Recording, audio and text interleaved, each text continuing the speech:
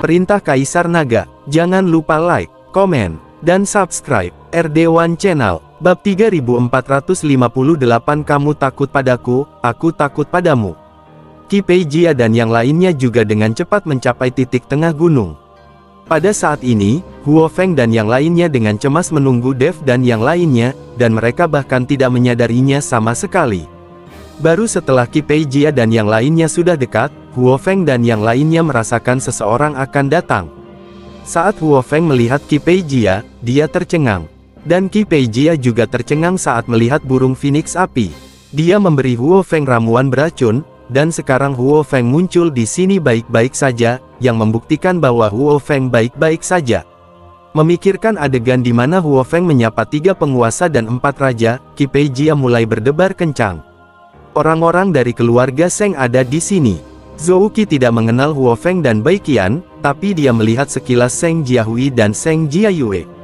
Zhou Qi masih mengenal wanita tertua dari keluarga Seng dan tuan muda. Lagi pula, di wilayah selatan ini, formasi dan mantra keluarga Seng cukup terkenal. Dan Zhou Qi juga cukup familiar dengan formasi dan mantranya, jadi dia cukup familiar dengan keluarga Seng.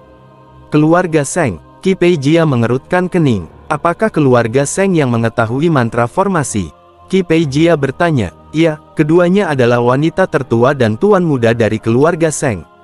Jika keduanya ada di sini, kepala keluarga Seng, Seng Busi, pasti sudah masuk ke sini. Petik 2. Zhou Qi menunjuk ke arah Seng Jiahui dan Seng Jiayue dan dikatakan, apakah kamu kenal 2 orang di sebelahmu? Qi Pei Jia bertanya pada Zhou Qi. Qi Pei Jia bertanya tentang Huo Feng dan Bai Qian, tapi Zhou Qi menggelengkan kepalanya. Pada saat ini, Huo Feng juga sangat gugup. Dia juga sangat menyadari kekuatan Qi Pei Jia. Sekarang hanya Bai Qian yang ada di sini, hampir tidak mungkin bagi mereka untuk menghadapi Qi Pei Jia. Terlebih lagi, orang ini mengejar Dev. Jika dia tahu Dev ada di sini, itu akan merepotkan. Bai Qian menatap Qi Pei Jia, merasa sedikit terkejut. Dia tidak menyangka Qi Pei Jia belum terlalu tua, tetapi dia telah mencapai alam kesengsaraan tingkat 8. Orang ini adalah orang yang ingin memburu tuannya. Jangan biarkan dia tahu bahwa tuannya ada di sini. Bisik Huo Feng kepada Bai Qian. Saat Bai Qian mendengar ini, dia menjadi sedikit gugup.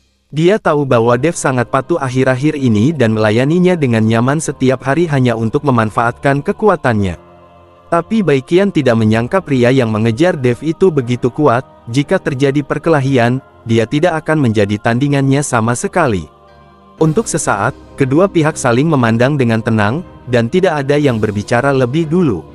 Qi Pei Jia juga merasa gugup saat ini, terutama karena ada Bai Qian di samping Huo Feng, biksu tingkat 7 di alam kesengsaraan. Jika para master binatang sebelumnya ada di sini, Qi Pei Jia tahu bahwa dia tidak punya pilihan selain melarikan diri. Dia benar-benar tidak dapat memahami bagaimana Huo Feng, seseorang yang belum mencapai alam kesengsaraan, begitu menghormati para biksu alam kesengsaraan tingkat ke-7 ini. Pemimpin geng, keluarga Seng ada di sini. Mungkin mereka telah menemukan sesuatu. Saya pikir kita harus mengendalikan keluarga Seng terlebih dahulu, dan kemudian memaksa keluarga Seng untuk melakukan yang terbaik. Petik 2. Pasti akan ada lebih banyak orang di puncak gunung ini. Ada formasi, biarkan saja keluarga Seng yang memimpin dan menjadi umpan meriam. Zhou Qi ingin Qi Pei Jia mengambil tindakan, menangkap Seng Jiahui dan Seng Jiayue, lalu menggunakan keduanya untuk mengendalikan seluruh Seng keluarga dan biarkan keluarga Seng membuka jalan di depan. Dalam hal ini, geng Tianming, mereka tidak akan mati. Lagi pula, mereka telah kehilangan beberapa anggota dalam perjalanannya. Jangan lakukan apapun. Setelah mendengar ini, Qi Pei Jia sangat ketakutan hingga tubuhnya sedikit gemetar, dan dia berteriak untuk berhenti. Pemimpin geng, kita banyak sekali, kenapa kita masih takut pada mereka? Zhou Qi Feng bingung. Diam. Qi Pei Jia memelototi Zhou Qi begitu keras sehingga Zhou Qi tidak berani berbicara lagi. Setelah kedua belah pihak terdiam beberapa saat, Qi Pei Jia perlahan mundur dan kemudian menuju puncak gunung. Bab 3459 Buku Kuno. Zhou Qi tertegun sejenak, tapi masih pergi bersama Qi Pei Jia. Menunggu Qi Pei Jia dan yang lainnya pergi, hati cemas Huo Feng dan Bai Qian menjadi rileks. Kedua bersaudara, Seng Jiahui dan Seng Jiayue juga berkeringat deras saat ini. Mereka juga telah mendengar bahwa geng Tianming ini melakukan segala macam kejahatan, dan sekarang mereka berdua takut geng Tianming akan tiba-tiba menyerang. Sekarang pihak lain pergi tiba-tiba tanpa berkata apa-apa, membuat saudara laki-laki dan perempuan itu merasa seperti mereka bertahan selama sisa hidup mereka. Seng Jiahui dan Seng Jiayue memandang Huo Feng dan Bai Qian. Mereka menduga pihak lain tidak mengatakan apa-apa dan berbalik untuk pergi. Mereka pasti takut pada kedua orang ini. Bagaimanapun juga, kekuatan Bai Qian ada di alam kesengsaraan tingkat ke-7, jadi tidak semudah itu untuk menghadapinya. Huo Feng, kenapa mereka pergi? Bai Qian bertanya dengan bingung. Bagaimana aku tahu? Huo Feng juga sedikit bingung saat ini. Dia mengira Qi Peijia akan sangat marah saat melihatnya sehingga dia akan menyerang dirinya sendiri. Lagi pula, beberapa waktu lalu, saya baru saja meminta Raja Kera dan yang lainnya untuk memberi pelajaran pada Qi Peijia. Memikirkan hal ini, mata Huo Feng tiba-tiba berbinar dan dia tersenyum. Dia tahu mengapa Qi Peijia dan yang lainnya pergi tanpa mengucapkan sepatah kata pun. Qi Peijia pasti salah mengira bahwa Raja Kera, Raja Singa dan yang lainnya masih bersamanya, jadi dia tidak berani mengambil tindakan dan segera pergi. Tapi sekarang Qi Peijia dan yang lainnya telah pergi, bukan berarti bahayanya telah hilang. Dev dan yang lainnya belum keluar. Jika mereka bertemu lagi setelah keluar, Qi Peijia pasti akan mengambil tindakan tanpa ragu-ragu. Bagaimanapun, Qi Peijia mengejar Dev. Sekarang Huo Feng hanya bisa menunggu Dev keluar, lalu beritahu dia situasinya dan pergi dari sini secepat mungkin. Pada saat ini, Dev, yang sedang berlatih, merasakan energi abadi di sekitarnya secara bertahap menipis. Ketika dia membuka matanya, dia menemukan bahwa rumput abadi telah layu, dan garis-garis pada telur makhluk roh memancarkan cahaya yang menyilaukan. Apakah telur makhluk roh ini akan menetas?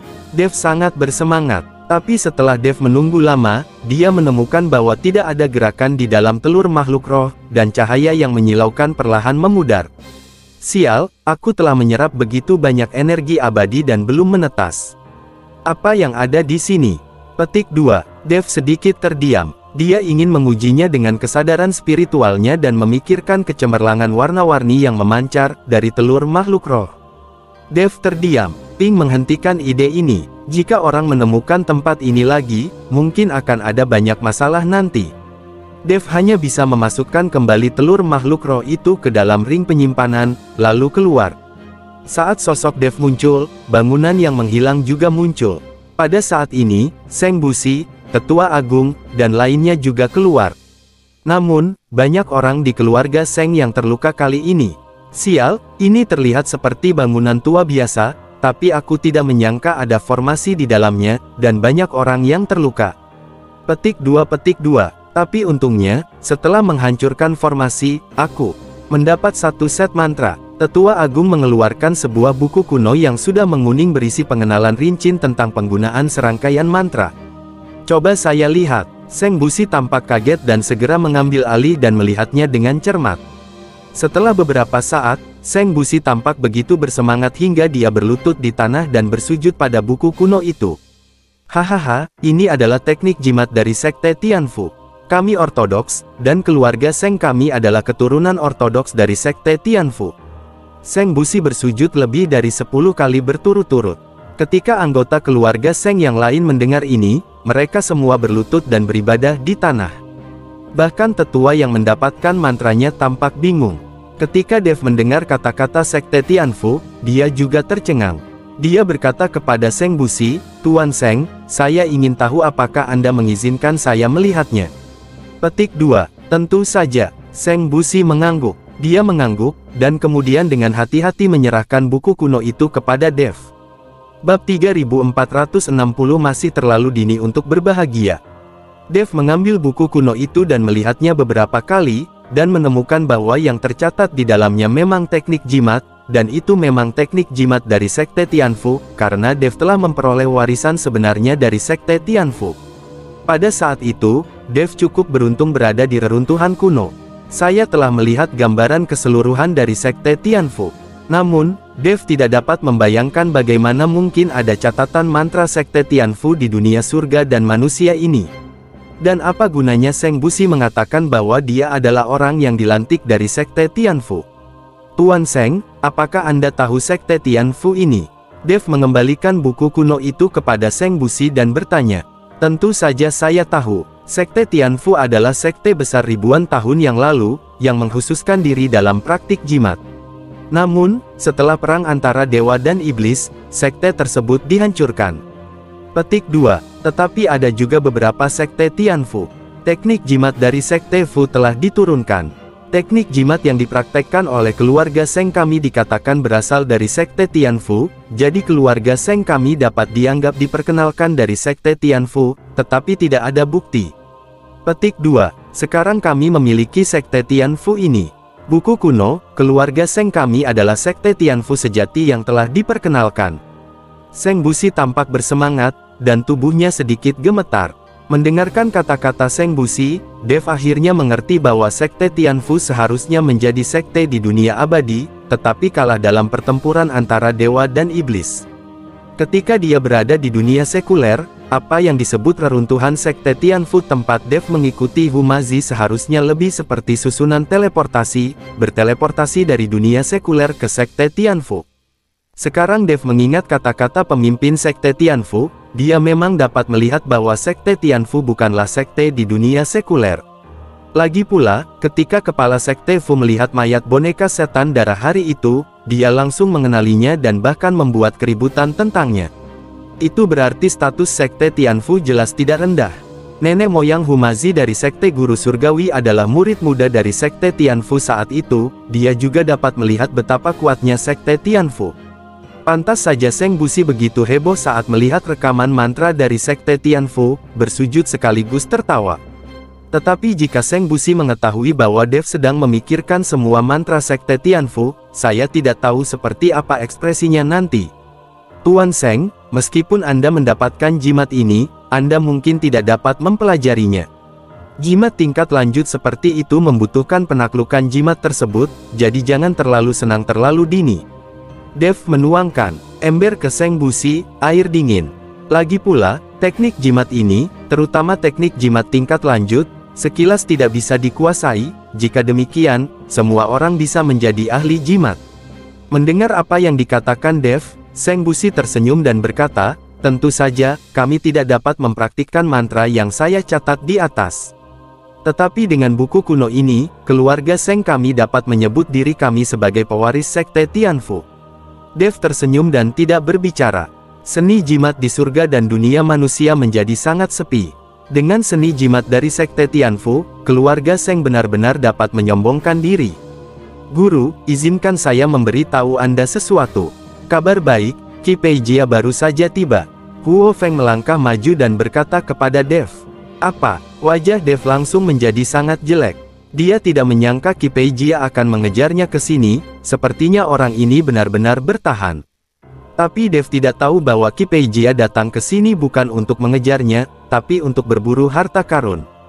Tapi jangan khawatir, Guru, Qi Peijia pergi dan pergi ke puncak gunung, jadi kita tidak bisa bertemu mereka saat kita turun gunung sekarang.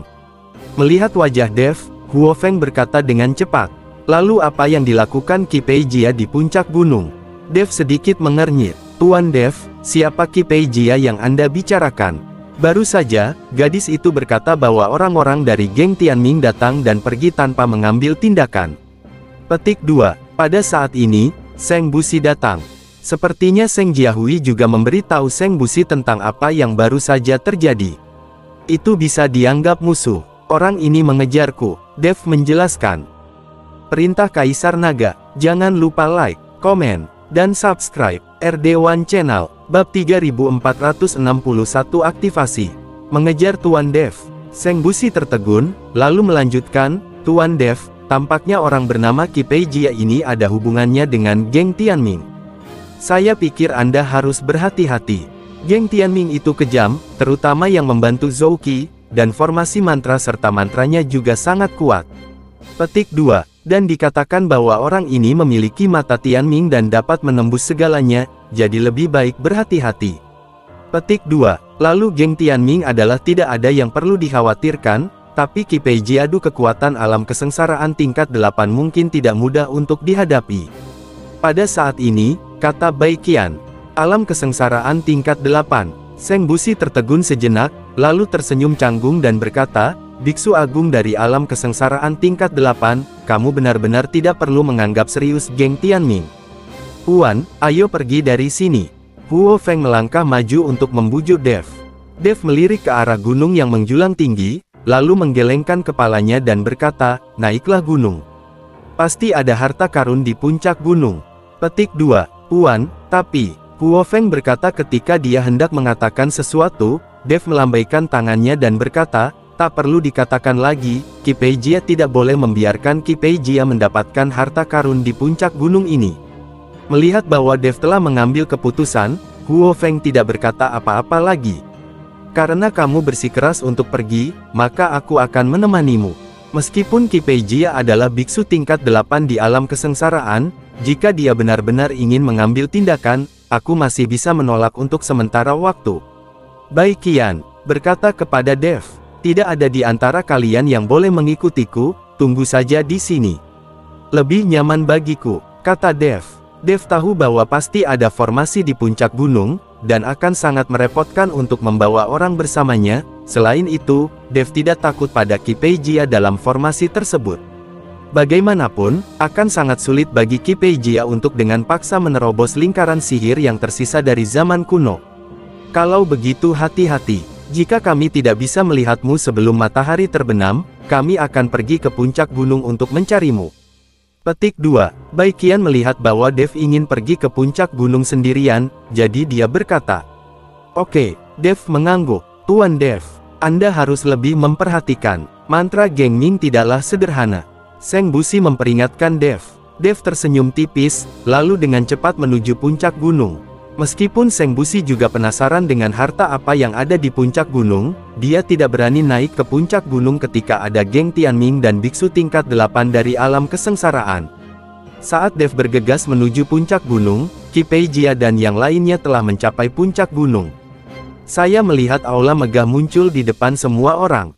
Aula itu dikelilingi kabut peri, seperti negeri dongeng. Bagaimana bisa ada aula megah seperti ini di sini? Zhou Qi melihat ke aula di depannya dan bertanya dengan rasa ingin tahu.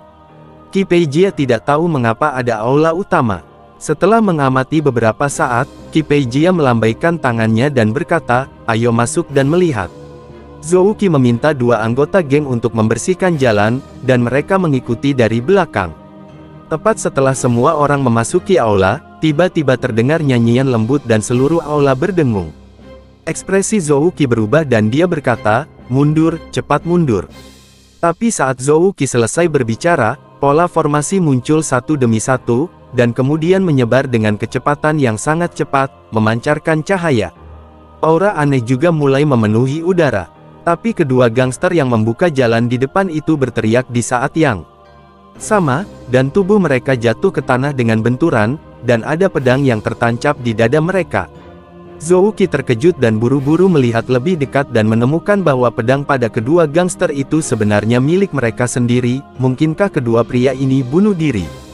Tepat ketika Zhou Qi bingung, barisan anak-anak dengan pola susunan terus menyebar, dan seluruh aula dibungkus dengan pola susunan. Semua orang di geng Tianming melihat pemandangan ini dengan ketakutan di wajah mereka.